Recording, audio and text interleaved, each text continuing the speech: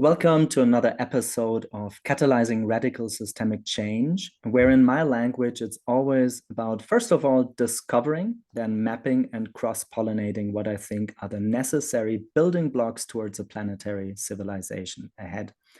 So today's topic, the broad hashtag, so to say, for the conversation is plant medicine, integration, and social change.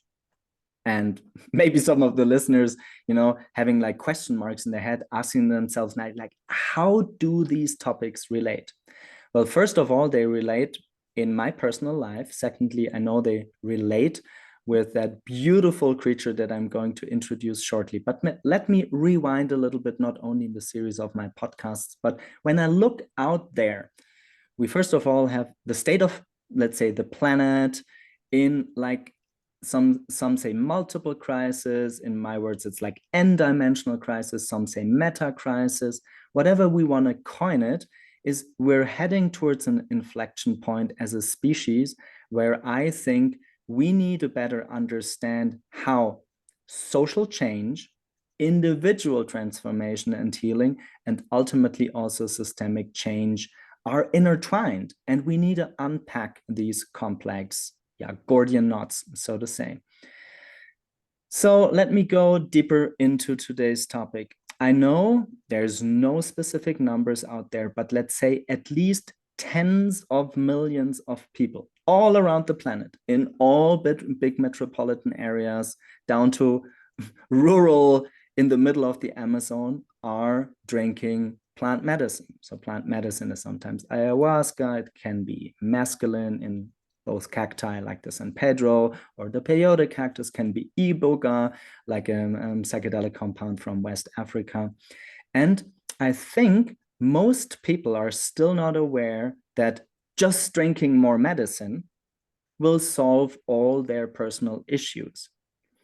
So the first thing when I introduce you, Eva, is why do you think, I know this has gotten better in, let's say, the last decade when I started my own plant medicine journey, but I often still wonder, why are so many people like stumbling into plant medicine and in general psychedelic interventions, and there's so little work done on the integration side? So that would be like my first question for you. And maybe you can connect that question also with your own healing journey and the experiences that you had that were pivotal in your own career. So a lot of words from me. The floor is yours. And yeah, super grateful to have you in this digital room together, connecting Guatemala and the US.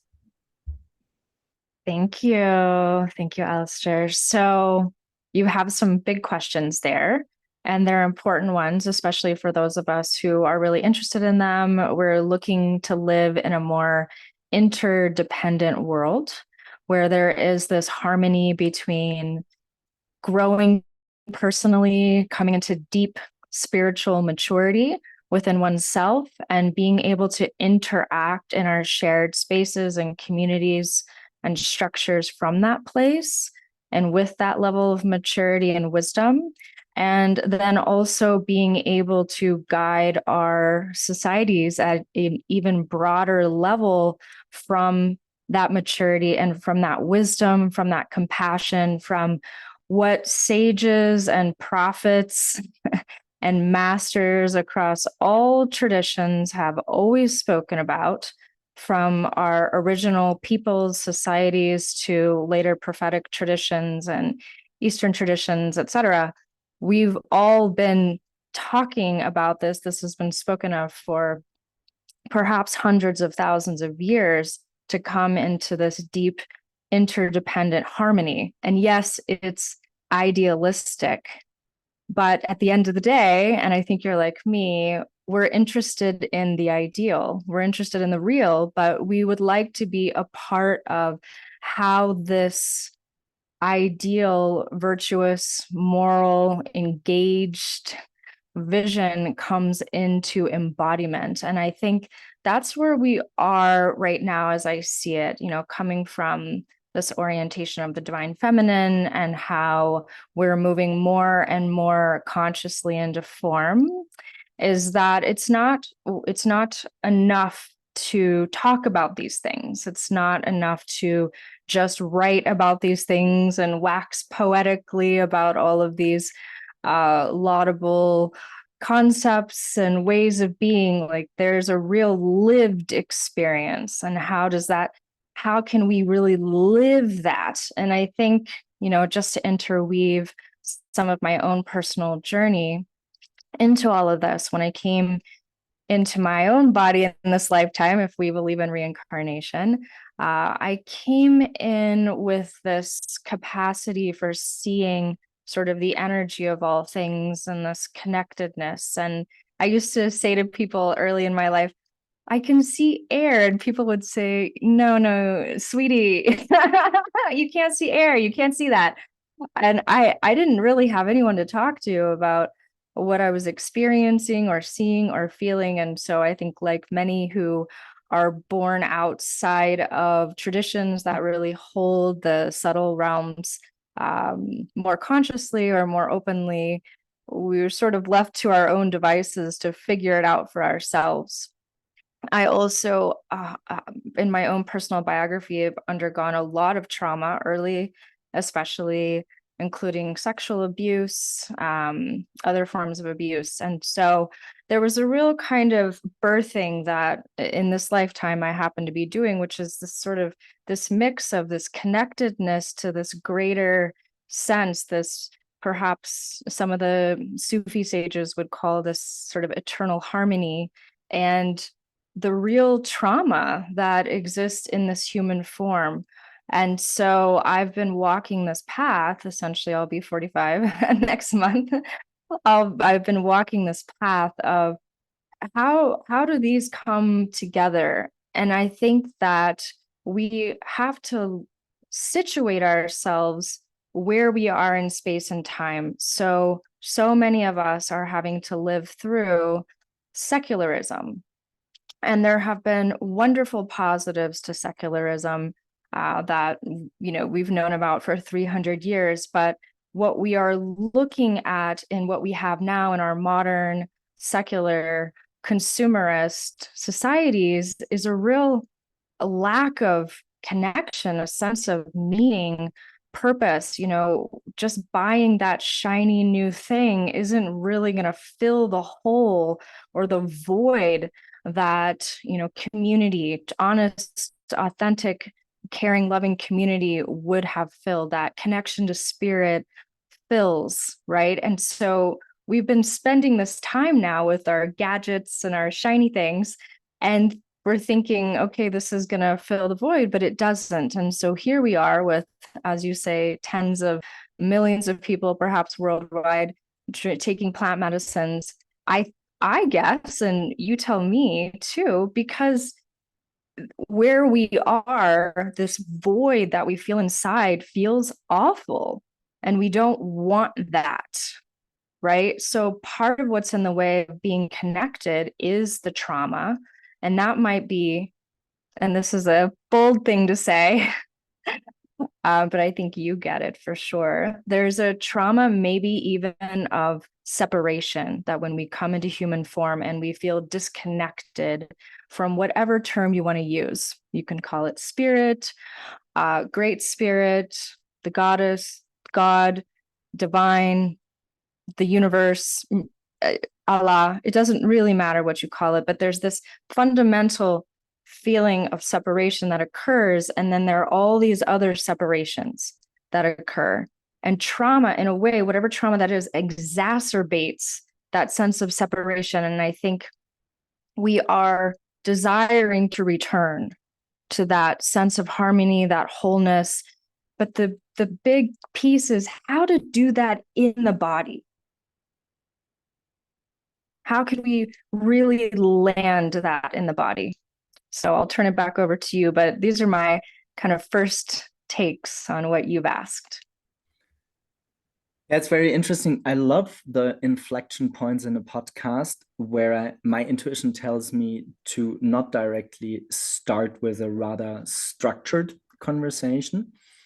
Because what you were mentioning, this ideal and the lived reality, certainly was a big split in my whole biography. And it, interestingly enough, exacerbated once I started onto my deep meditative practice. So I started plant medicine way later, only in my early 30s. So with 17, I started to go into monasteries, basically the mala that I'm wearing, Zen Buddhism, Christian mysticism, Vipassana. I went to India, had a Kundalini awakening. And then before I got introduced to the integral framework, from a guy named Ken Wilber and others, I was not at all aware that I was basically doing everything to spiritually bypass, let's say, the way that I showed up in the world. So actually this, I had a lot of unity experiences, Godhead, Kensho, Satori, Samadhi, Kundalini awakenings, whatever you want to call them. And I felt incredibly powerful as this like young early 20s. And, I was already in India and I was already in the monasteries and all the others were 20 years older than me. Up until I very, very, very painfully realized, I was 24 at that point, that actually there was a deep split so deep inside of me that my intuition told me, from really just reading this opus magnum, from Ken Wilber, like Sex, Ecology, Spirituality, that I had basically chosen a very partial approach on my personal journey, which was this awakening upward spiral into unity consciousness. But I never did like any shadow work. And then came a very long series, I usually say 13 years, of a very deep journey into my healing journey, my family story, my trauma, my addictions, and then later into that came plant medicine. So I wonder, almost like segueing into how I got to meet you, because you wrote a book. I know it's a couple of years back. And from my humble understanding, how I see the market out there, there's still way too little literature and podcasts in generally done with the simple and blatant fact, just because you think that in unity consciousness, all separation dissolves, doesn't mean you still have shadow material. Or if you take any, let's say, catalytic compound, whatever psychedelic substance that is, plant medicine or LSD or synthetic compounds, doesn't really matter for me in this conversation, is then also in this peak experience, in this state, you also have this, let's say, unity consciousness, trance, whatever, all sorts of altered states of consciousness. And they're very seductive. And I know way too many people out there who have done like buckets of plant medicine or psychedelics, but they have never really done the hard, day to day, week to week, month to month, year to year, like shadow work. So let's try to, segue into why actually did you write that book? And maybe then we start the conversation. What are the main takeaways for the audience out of that book? Sure. So I mean, humbly, I can speak very humbly and very personally that I wrote after the ceremony ends, because I saw at one point that I wasn't integrating all of these teachings that I was receiving. And I had, like you, in some sense, I had gone through more meditative, contemplative tradition, primarily Eastern, Tibetan Buddhism, mostly, but some Zen. And then I transitioned into more of a transmission-based eye gazing meditation community, and had my own awakenings. I had a series of awakenings in my 20s. It was like boom, boom, boom, boom, boom, boom, boom. You get it, you get it, you get it, you get it. And like it was just kind of cracking me. Spontaneous non-dual experiences, etc. Which, thank God, because I don't know. Sometimes I wonder, I mean, I would like to think I'd be alive today without all of that, but I was in a deep state of despair in my childhood. I couldn't even that was the water I swam in. I didn't even know I was in despair until I had my first MDMA experience when I was 19 and realized, oh, the world can actually be a good place. I really didn't know that. That wasn't part of my worldview, that I could have heart opening and it was safe and it was okay, and I needed to have those experiences. So I'm very grateful to the entheogens. I'm grateful to the plants because I needed them, but I also didn't go back to plant medicine work until after I had a significant spiritual awakening where I felt like my ego was fairly solid. So before that, I didn't really have any sense that I wanted to dabble in the sort of the psychological crowbar approach, until I felt okay, that I felt my ego was stable. I had done a lot of therapy, not enough trauma work, I will say that. And the spiritual practices like meditation are often not substitutes for trauma work, as you mentioned. You could get very good at dissociating, essentially, and not being in your body. Like that could be something that you're practicing and finding this great relief of not really having to be in the body. So, I also want to say everyone's on their own trip. And perhaps there's an arc of the evolution of a soul that means that in one lifetime, maybe that's what someone is perfecting. They are perfecting that state. And that is absolutely their God-based decreed timeline. And that's what's supposed to be happening. So I also want to hold what I'm going to say next with a lot of equanimity, because I am not the all-knowing, omnipresent, absolute truth. I don't know.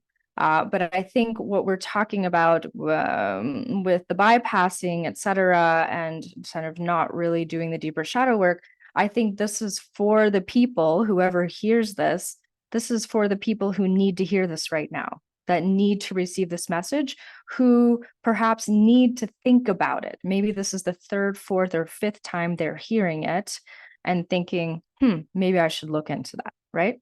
So I don't want to disparage anyone's path either, but for those that are thinking, in my heart of hearts, I know I'm avoiding something, then this maybe is your message, right?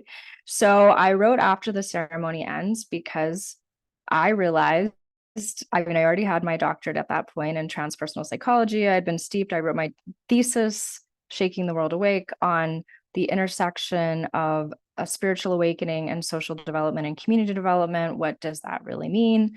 And so I already had been fairly steeped in a lot of these topics.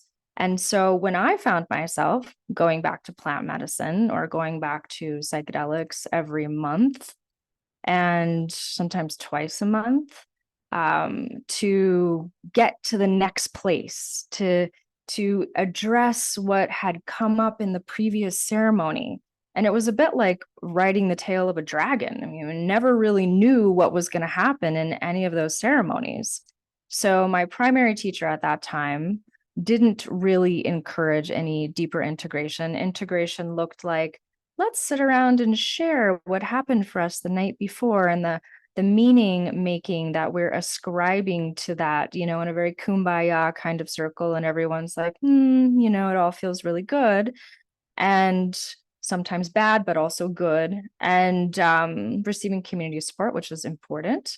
And then, of course, when the maestros and the maestras were coming up from South America and Central America and offering ceremony, or they certainly were not offering any kind of integration. You might not even see that person ever again, right? So I would get a little message from them, maybe telepathically as they were doing the clearing the next day, or, maybe in words in Spanish, something like, I was always protecting you. Sometimes that was very, those words were very meaningful, but that was it.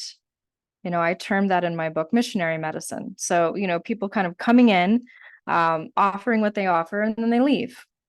So we don't really have access to that. Now, if you were raised in an Amazonian shamanistic tradition in the Amazon, in a village, then you would be going and going and hunting with that person maybe in a couple days, or finding someone else getting water when you were getting water, or, engaging in all kinds of social activities together outside of ceremony. Okay, so that's a whole different kind of communal way of healing, right? But for those of us in the West who are not in that circumstance, and other parts of the world who are not in that circumstance, then we're just thinking we just need to come back to ceremony again, because that seems to be the answer. And I will say that that was often promoted in my experience from these elders, from these medicine people who were offering ceremony. Just come back, just come back, just come back. And it is seductive. And so, not to mention the visions, the visionary state, the exalted states of being that one might be in, maybe some of those deeper states of nervous system shaking that happen, or embodiment, also very seductive. If you can't do that any other way, you really feel like you're doing it. Like, I'm getting to it. I'm in it. This is it. As Alan Watts wrote his book, This Is It. In any case, it's seductive. And so all of that seduction, I think I woke up to at one point and realized I don't think this is enough. Right. And I had all these other tools. I was already journaling. I was already reading. I was already meditating. I was already, grounding, earthing, doing all these, elemental medicine-based practices. And, I really felt like there was this point of, okay, but what was that teaching that I received? What was it? And am I actually on track with that? Am I doing anything to get to that embodiment, essentially, right? Because the visionary state is out here, it's out of body, essentially. And we have to take that out of body experience and we have to pull it in, like, to our bones and our blood and our cells. Like, it has to resonate and percolate all the way through if we want to feel like we've really grounded in it, we're landing in it, as a lot of one of my Native American teachers would say, walking the teachings. Are we really walking the teachings in our everyday, boring, no offense to anyone, mundane, let's use a different word, life, right?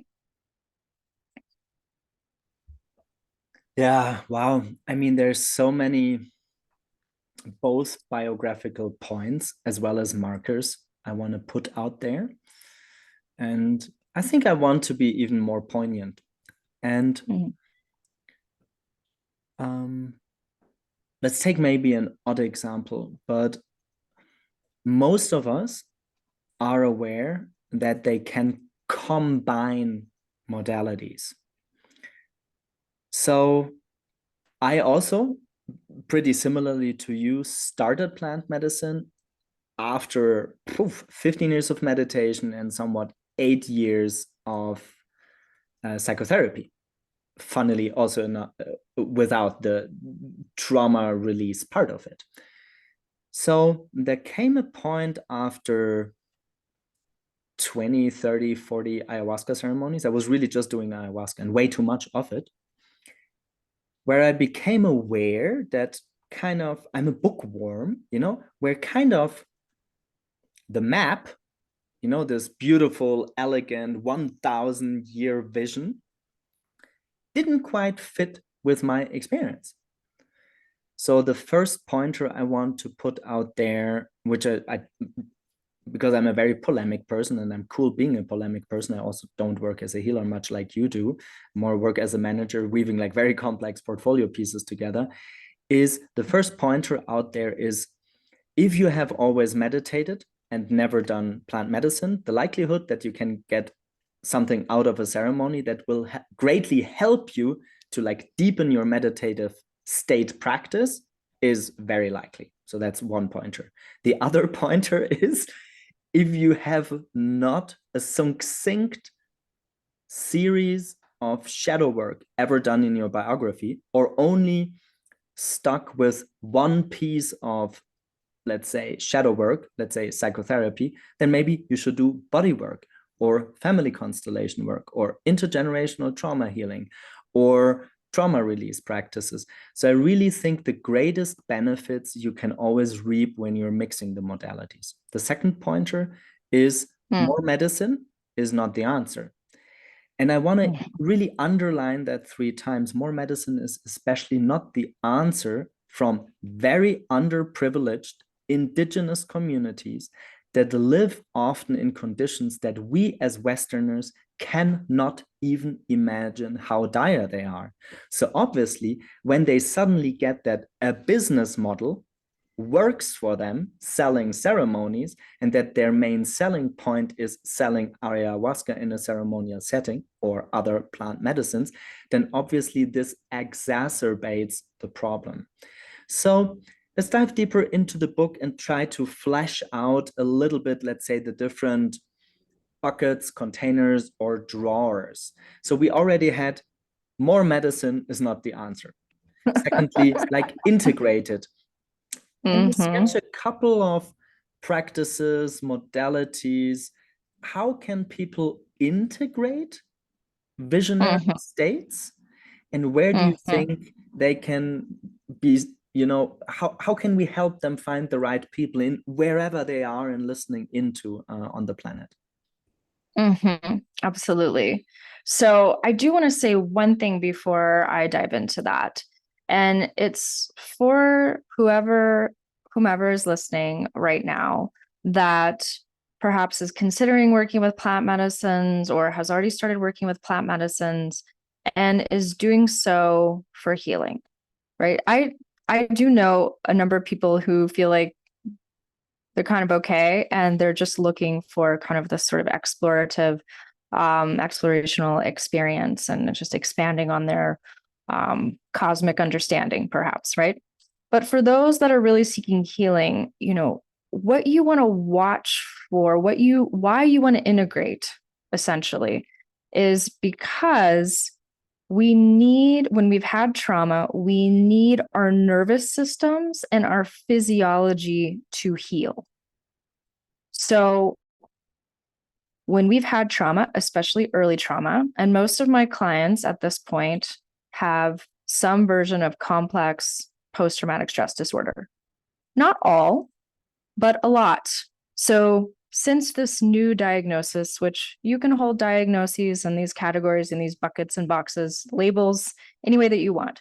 But what we're talking about is early trauma, usually that went on for a long time, that happened while the nervous system was developing, while the brain was developing. And so we developed our egoic structure around it and through it, which leads a lot of people to feel like there's something deeply wrong with them. They're ashamed of it, and they don't want anyone to know.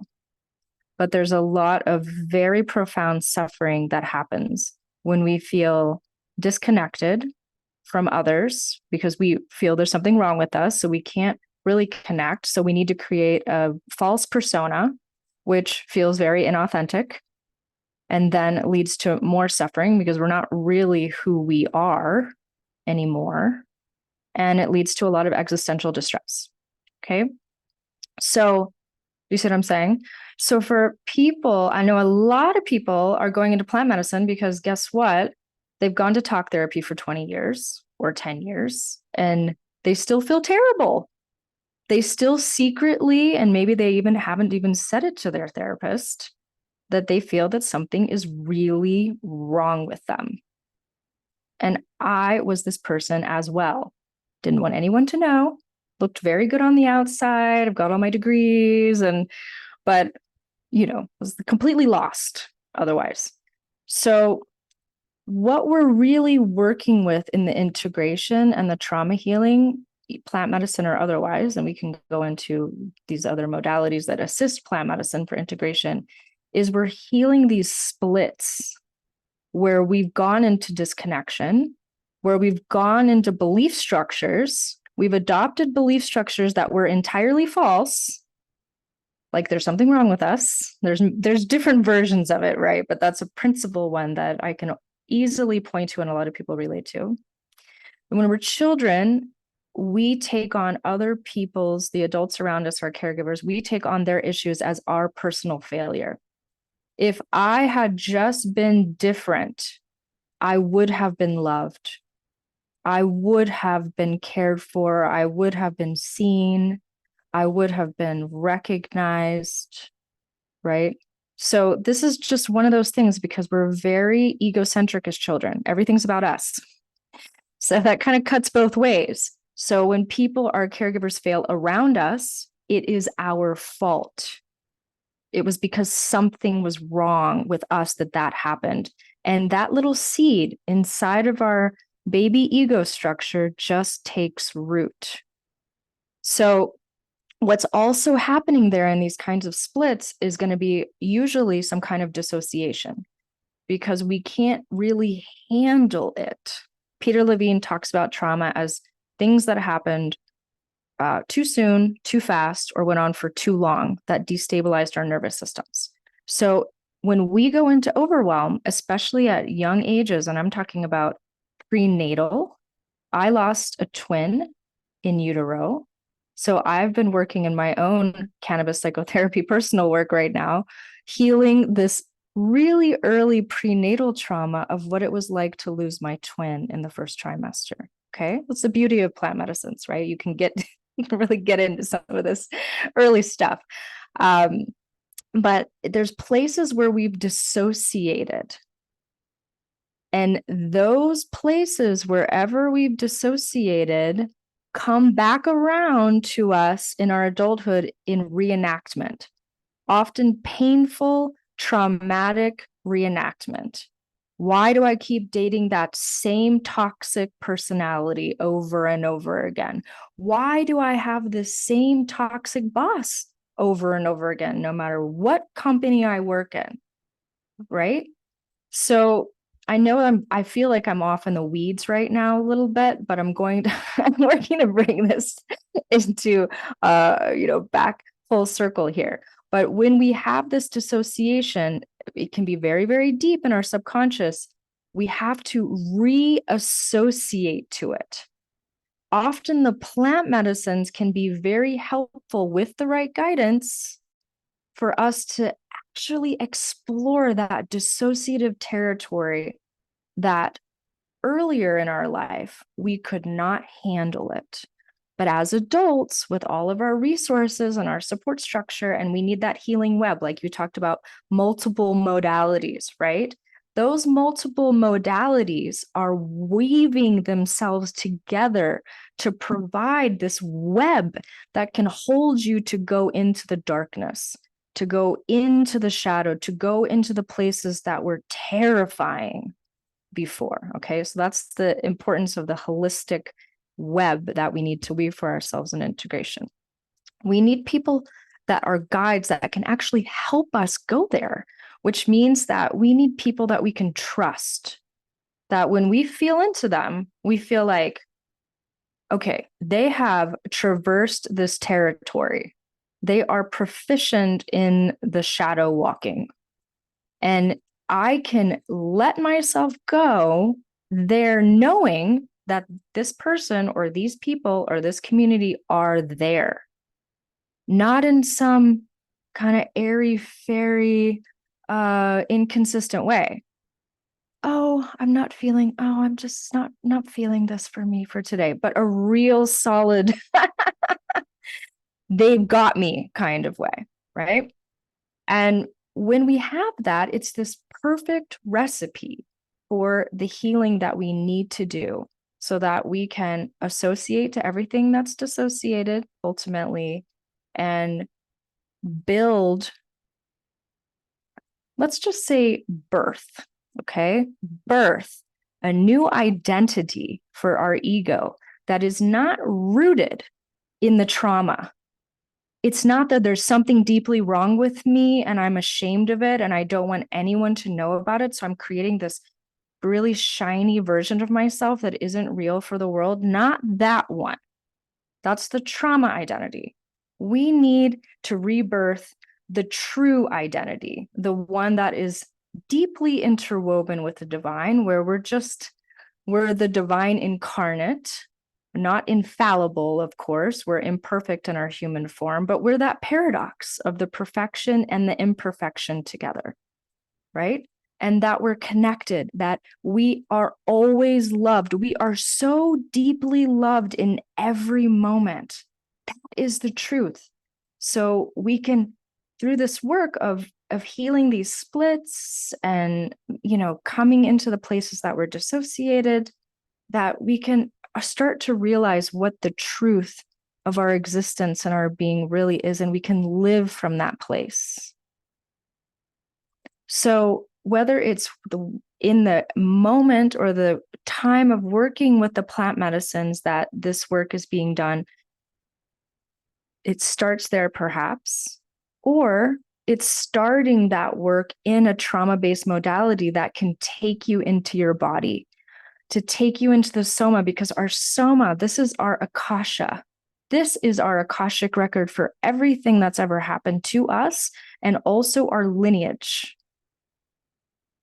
Okay, so this is our record keeper, right? So when we work with these splits and the dissociation and the kind of misalignments that had to happen to have us survive our experiences, then we've got to go into the records, and we need to work with someone who is proficient at being able to do that. They have to understand the nervous system. They have to understand the cycles of activation and deactivation, even at the molecular levels, what hormones are generated, what natural opioids are generated, how to work with all of that, how to guide. And so I see trauma professionals, trauma healers, somatic healers as sort of dovetailing with this plant medicine work, because you can start approaching it perhaps in ceremony, but then you need that person to help pull it all the way through into your soma,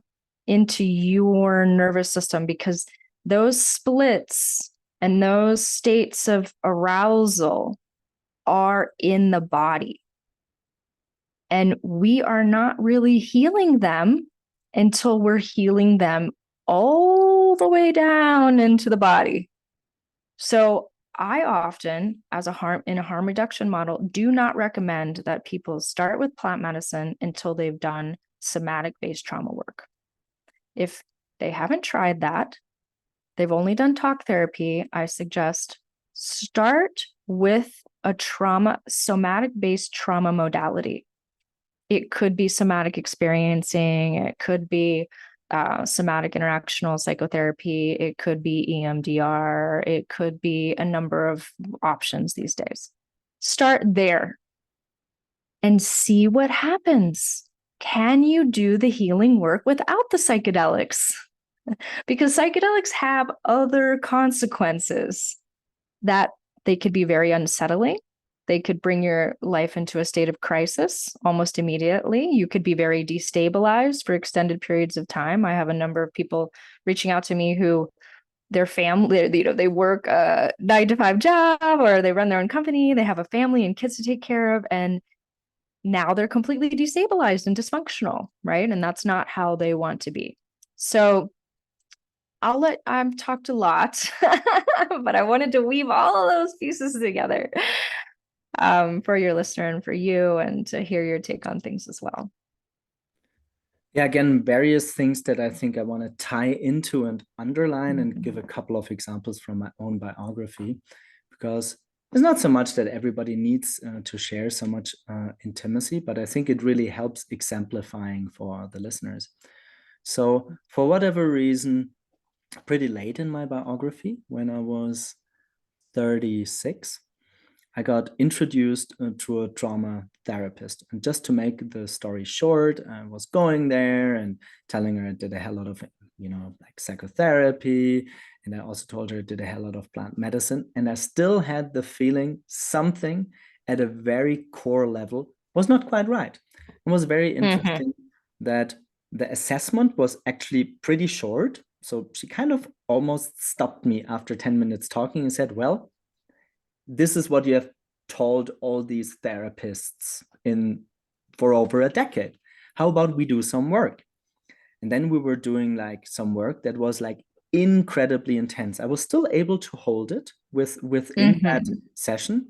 And then she told me, okay, sweetheart, I tell you one thing, you're not heavily traumatized. You know, I burned myself heavily. Many listeners that listened to that podcast heard that.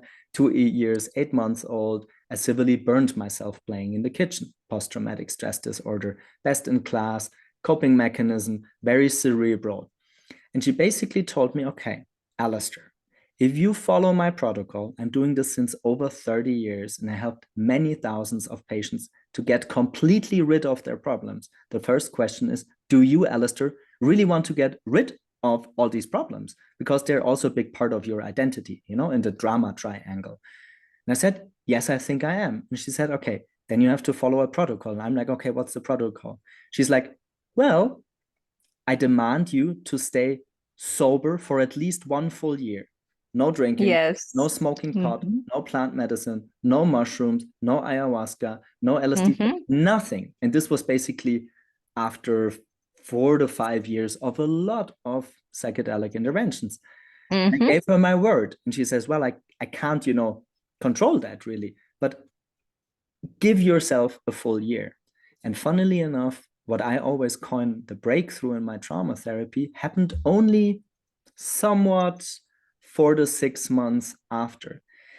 So the couple of pointers that I want to make for those listening in is maybe sometimes an intensive episode of exploration in plant medicine and psychedelics and ceremonies and indigenous and whatnot circles can be incredibly helpful. Yes. My understanding, it won't save you of the day-to-day work. And what I found out, so I was a trained ballet dancer, I'm a very disciplined person. I think that also helped. That's at least the feedback that I got. The rest really can be compared to exercise. In as much as you have a meditative practice, you're given modalities that you can learn to self-regulate your nervous system, embody. And basically, I was in a constant state of hyperarousal. So my main addiction obviously was like hops-based alcohol, so drinking a lot of beer, you know, tuning myself down, and marijuana to tune myself down. I did that for decades. So it was very important on a soul level to understand, fuck, I've been reading and intuiting this like for many, many, many, many, many, many, many, many years. But dude, you're 36. It's finally time you sober the fuck up, like radically. And after that, I think it was 3.5 years, something like that, before I again did a proper like ayahuasca ceremony. So that's one pointer. The other pointer, which I think you mentioned a couple of times, like shining through your lines, you have such a beautiful, rich tapestry of language that you're weaving. That's why I almost feel just like underlying some of the points, is if anybody out there promises you full healing, ascension, getting out of 3D reality, not needing to embody, not needing to do the proper work, or a spontaneous healing session within an instant, at least you're not the right fit for this podcast. In my understanding, yes, some spontaneous breakthroughs and some spontaneous healings are possible, but in most of the cases, this still needs some work from your side. And I strongly recommend you search somebody that integrates different approaches, West and East, North and South, embodied and meditation, plant medicine and somatic, whatever typology will show up on your doorstep or in a Zoom room. I really strongly recommend combining these modalities. Eva, at this point in the podcast, because I still want to cover quite some ground, is there anything that you feel has not been shared yet to almost like close that part of psychedelics, integration, modalities before we segue into another episode, not episode, chapter in this podcast? Absolutely. And First of all, I have to respond also to your recommendations around sobriety, which is such an interesting thing to suggest given our topic. But I will say that personally, after living in New York, the city, for a couple of years on the heels of a couple of years living in a small remote fishing village in Haiti in the Peace Corps, that going sober at 28, I had a whole ritual ceremony. All my cohort mates in grad school cut my hair off. I wasn't bold enough to shave my head, but I was like, I got close. It's about half an inch of hair left. Um, and I went sober. It was one of the most eye-opening diagnostic experiences of my life, because I realized I wasn't okay. Not really. I was really anxious. And I was really triggered very easily. And when I was drinking regularly, it wasn't that clear. I thought I was okay. I was okay-ish.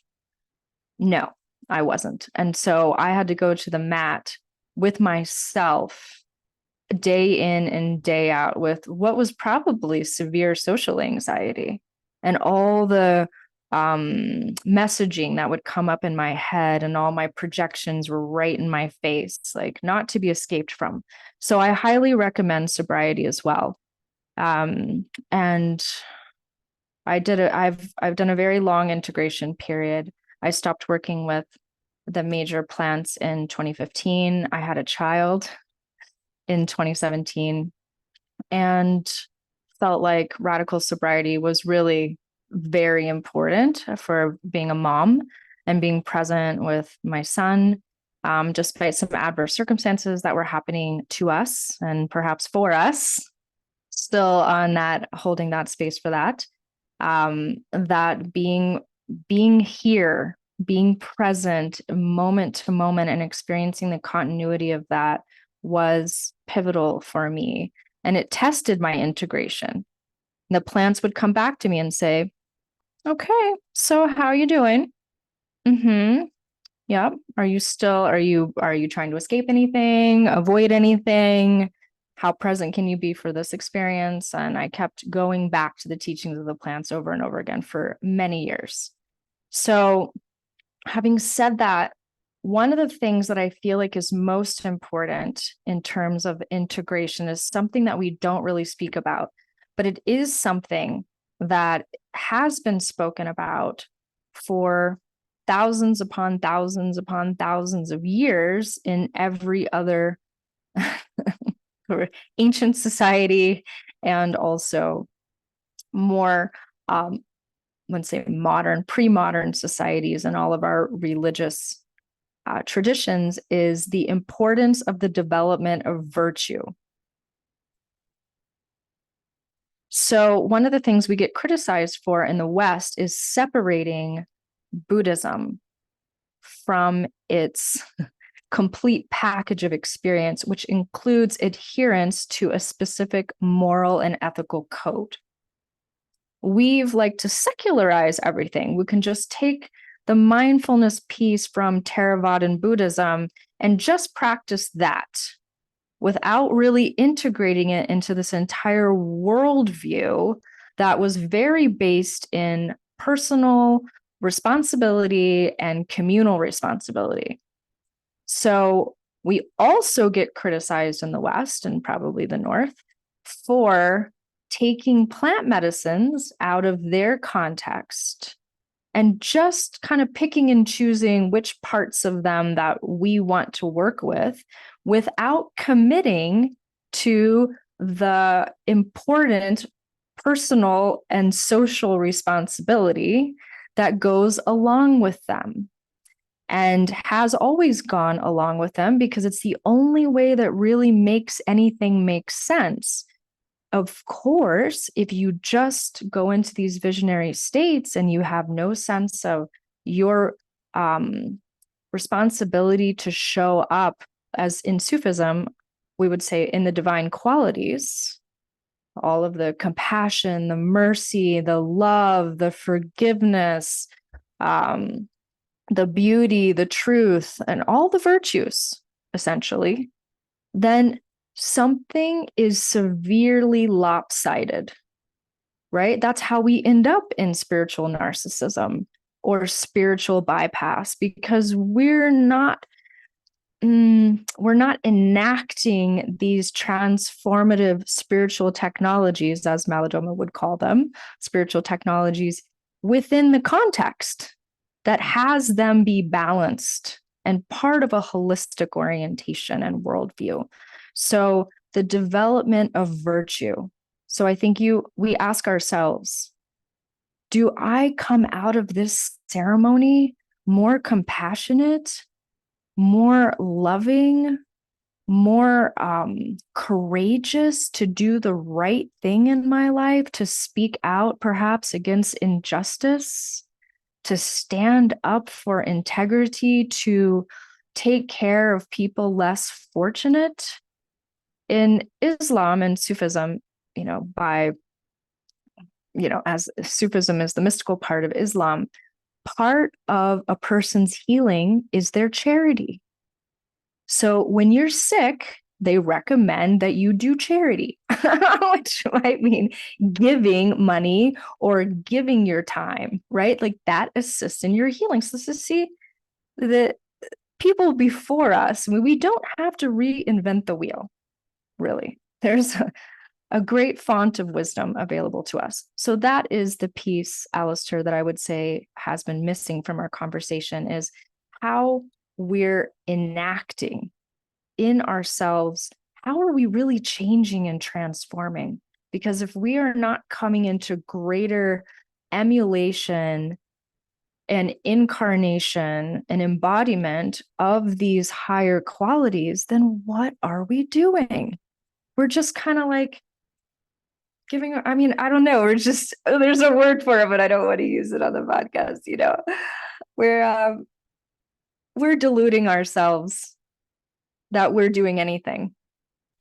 We just have a lot of really good stories to tell friends. That's it. It couldn't be even. Let's tie into the very last sentence. And so first of all, I love that flow of fierce love that flows through you in that shared virtual deep space. And again, I want to tie into, riff off, and underline a couple of things. So what I found very interesting when I started my plant medicine journey, that first and foremost, my father, who never did psychedelics, but is a very wise guy, and who then, when he had a deeper sensing of that I was truly showing up differently in the world. He's mainly like an activist and investigative journalist for whatever 50 years or something like that. And like a nature mystic kind of guy. So that was one thing.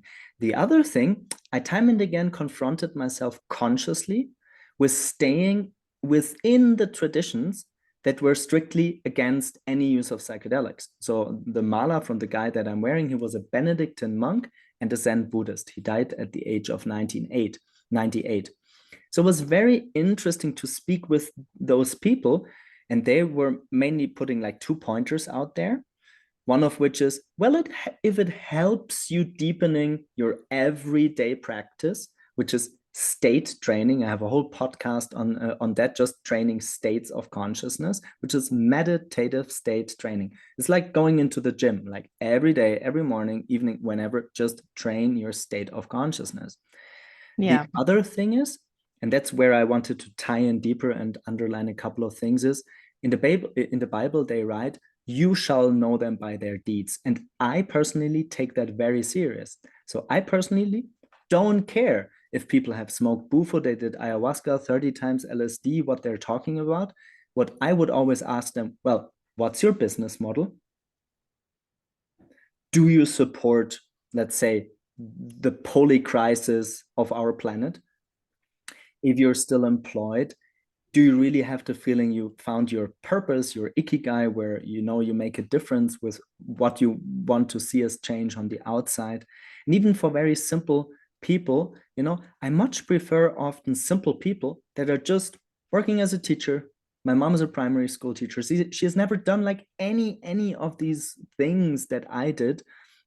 But she helped school children for I think 43 years. She went just into retirement, instead of a lot of like pumped up egos that I see out there, and often, especially, the logics of Instagram and how many people show up as healers and shamans and so many, seemingly enlightened videos, where I would love to put them into a box and put them in front of a Theravada master, and say, sweetheart, do 10 days Vipassana, then we speak again. Something like that.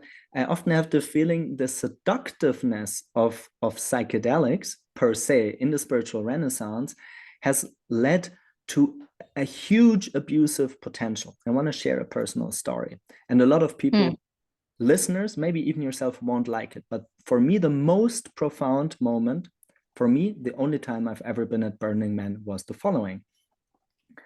I go to Burning Man last year at a phase in my life where I was neither interested in going to Burning Man nor attracted by it, but I wanted to test drive a couple of, let's say, assumptions. So anyhow, I could spend a lot of time with that. But the most touching moment is I sit in this super posh camp and there's a Kogi elder speaking. So it was literally a Kogi elder speaking. And this guy doesn't work with plant medicine. They sit in complete silence, isolation, and darkness. Also, I did a long darkness retreat, separate story, separate podcast.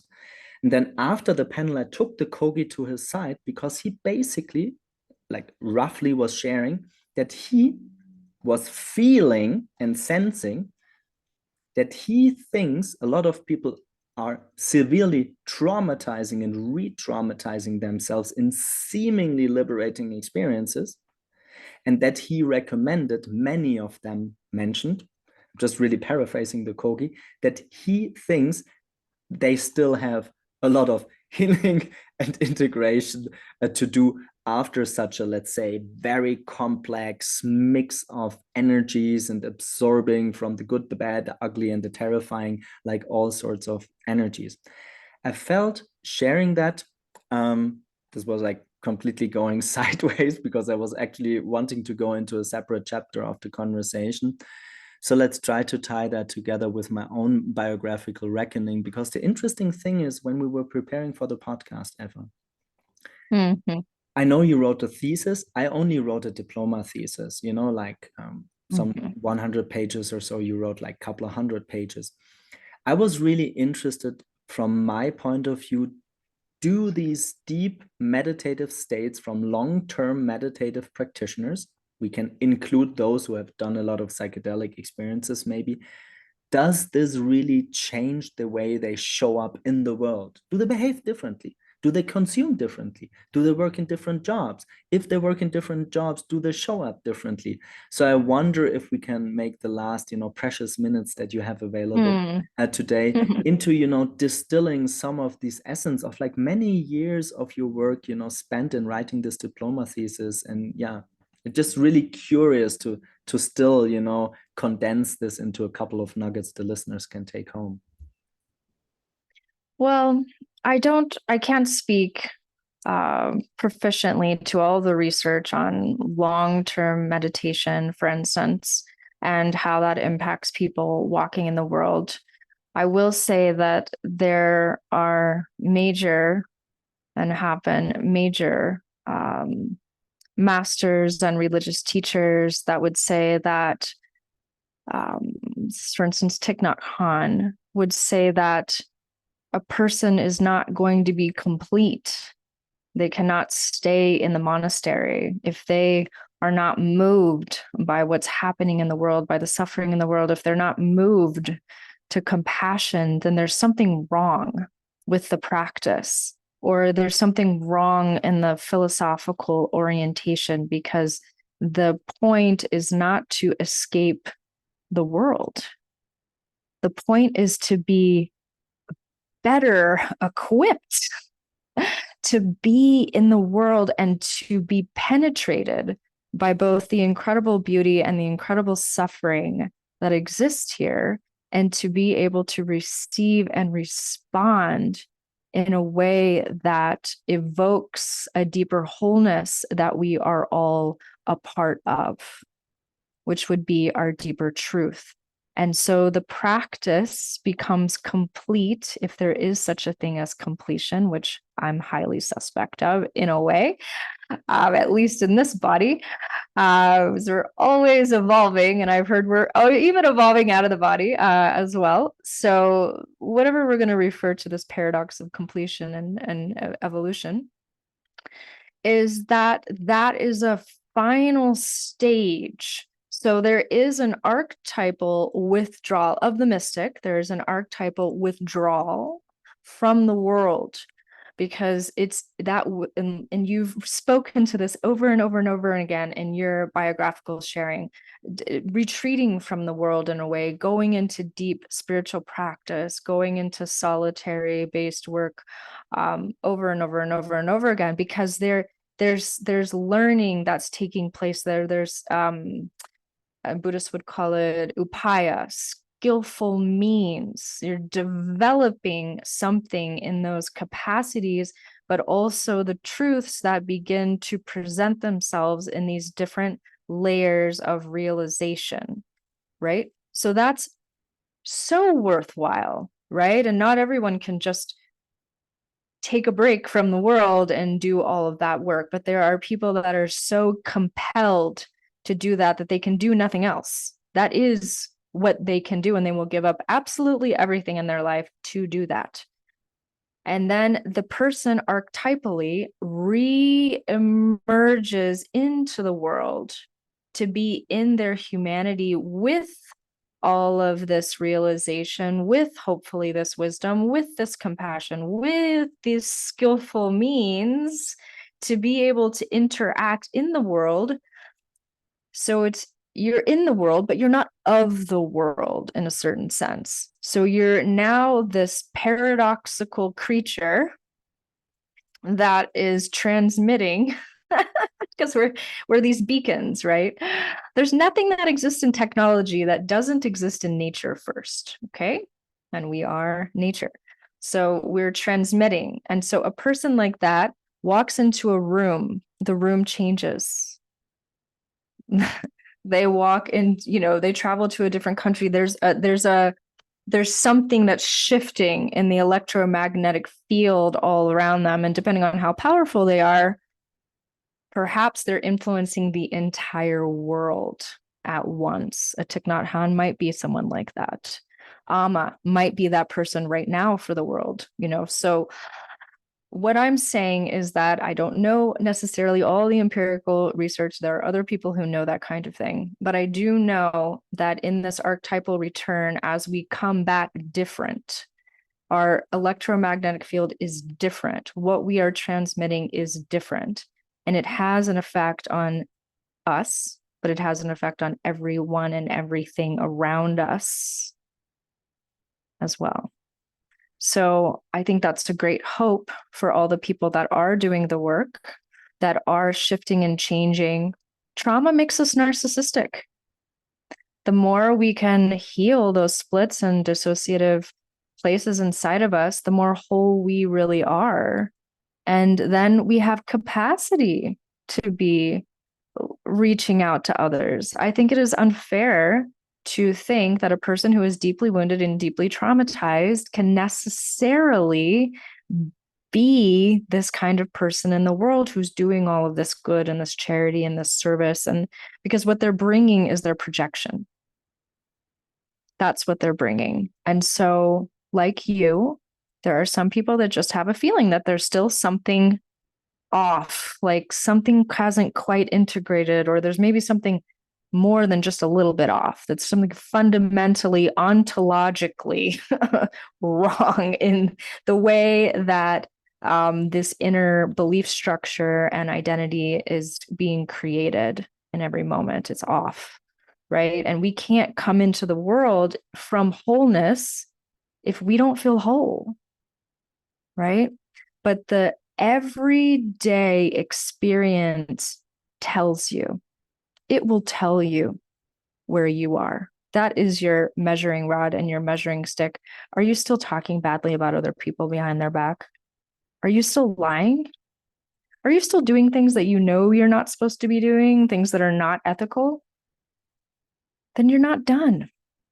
And I think that we have to approach all of this with such humility, right? And we have to approach it like in the humility of just being a very small piece of a very large puzzle that we don't quite understand, maybe, but that we're embedded in nature, that we can, and this is so important too, and I feel like we haven't spoken about it enough, Alistair, is how are we with our natural world?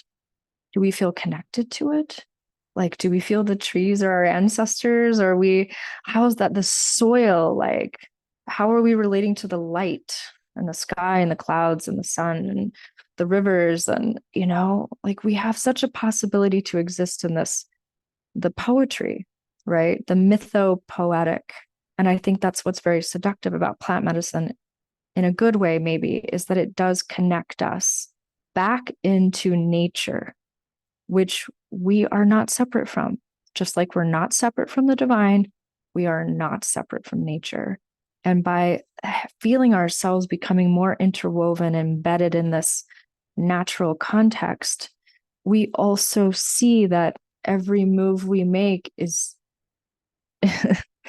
is connected to something else, and it impacts something else, how we feel about ourselves, but also everything around us, right? And with great freedom comes great responsibility.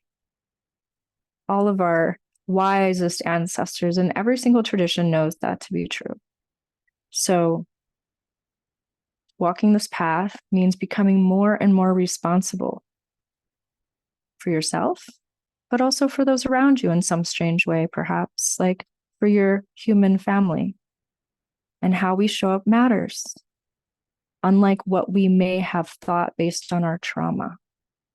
How we show up matters. So, Yeah, I feel like going into a closing round. yeah. And it's actually interesting that from this like fierce, loving energy to end it in humility. Maybe the last pointer from my side that might have to do with my own birth chart, as my partner would say. I think humility starts when you take a bold legacy approach. What's your puzzle piece? What's your like boldest take on that? And then just follow the marching orders. So when you, who is listening, has the intuition that it's time to deepen the individual healing journey, I strongly recommend trust that calling. If on the other side, you have done a decade plus of inner healing and your deepest friction point in your biography is, well, how the heck am I going to make a difference? Well, then maybe it's more time for coaching, business development, positioning, branding, clients, benchmarks, to really show up in the world. So it's usually really this dance of paradoxes. I know certainly in 2017, when I had the breakthrough in trauma therapy, that wise woman was very sharp in telling me, Alistair, you've done a hell lot of work. You're pretty crisp and sharp and you have a beautiful heart. I recommend you, after plus a decade of trauma work and medicine circles, stop that for a moment up until you have the feeling new material shows up, because I want to be a father. I'm still not a father. So new material, new challenges will show up. But she says, you have such bold bets out there where you want to make a difference. So start there, So that would be my last pointers from my side. So thanks so much for this fierce, loving, feminine, powerful conversation. And I want to hand the last words to you, Eva. What do you want to share with the listeners before we hang up? Thank you, Alistair. I think it's a bit of inspiration. For me, I think because we are the sacred, even if we don't feel like we are, because we come from that, we are that.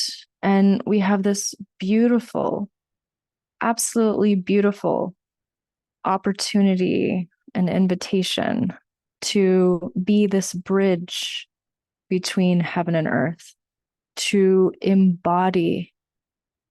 So many of us don't feel like, oh, it'd be easier if I was just not here anymore or not in a body. I can just return to the oneness.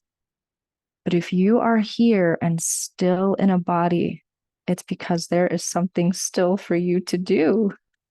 And maybe it's finding this